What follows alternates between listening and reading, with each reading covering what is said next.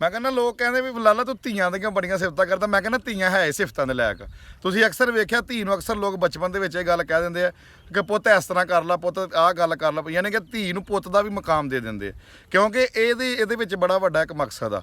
ਤੁਸੀਂ ਅਕਸਰ ਵੇਖਿਆ ਹੋਣਾ ਕਈ ਜਗ੍ਹਾ ਤੇ ਪੁੱਤ ਵੀ ਸਾਥ ਛੱਡ ਦਿੰਦੇ, ਲੇਕਿਨ ਧੀਆਂ ਜਿਹੜੀਆਂ ਹੁਣ ਉਹ ਪੁੱਤਰਾਂ ਵਾਂਗੂ ਟਾਈਮ ਲੰਘਾ ਜਾਂਦੀਆਂ। ਯਾਨੀ ਕਿ ਧੀ ਪੁੱਤ ਵਾਲੇ ਕੰਮ ਕਰ ਜਾਂਦੀ ਹੈ, ਮਾਪਿਆਂ ਦਾ ਸਹਾਰਾ ਬਣ ਜਾਂਦੀ ਹੈ ਐਂਡ ਤੇ ਪੁੱਤ ਤੇ ਕਈ ਵਾਰੀ ਪੁੱਤਾਂ ਵਾਲੇ ਵੀ ਪੂਰੇ ਕਿਰਦਾਰ ਨਹੀਂ ਨਿਭਾਉਂਦੇ, ਧੀਆਂ ਵਾਲੇ ਨੇ ਕੀ ਨਿਭਾਉਣੇ।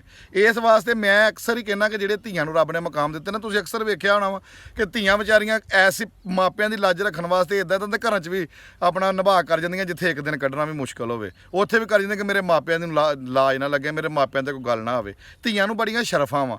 ਮੈਂ ਅਕਸਰ ਧੀਆਂ ਦੀ ਗੱਲ ਕਰਦਾ ਨਾ, ਮੈਂ ਵੇਖਿਆ ਵਾ ਬੜੀਆਂ ਧੀਆਂ ਨੂੰ ਕਿ ਜਿਨ੍ਹਾਂ ਨੇ ਐਸੇ ਕੰਮ ਕਰ ਜਿਹੜੇ ਪੁੱਤ ਵੀ ਨਹੀਂ ਕਰ ਛੱਡਦੇ। ਤੇ ਧੀ ਪੁੱਤ ਜਿਹੜੇ ਆ ਪੁੱਤਾਂ ਤੇ ਨਹੀਂ ਮਾਰਦੇ ਨੇ, ਪੁੱਤਾਂ ਵਾਲੇ ਕੰਮ ਹੀ ਨਿਭਾਉਣੇ। ਤੇ ਧੀਆਂ ਵਿਚਾਰੀਆਂ ਐਸੇ ਮਕਾਮ ਤੇ ਖਲੋ ਜਾਂਦੇ ਜਿੱਥੇ ਪੁੱਤ ਜਾਇਦਾਦਾਂ ਹਰ ਸ਼ਾ ਲੈ ਕੇ ਪਰਾਂ ਹੋ ਜਾਂਦੇ, ਧੀ ਕਿਸੇ ਚੀਜ਼ ਦੀ ਉਹਨੂੰ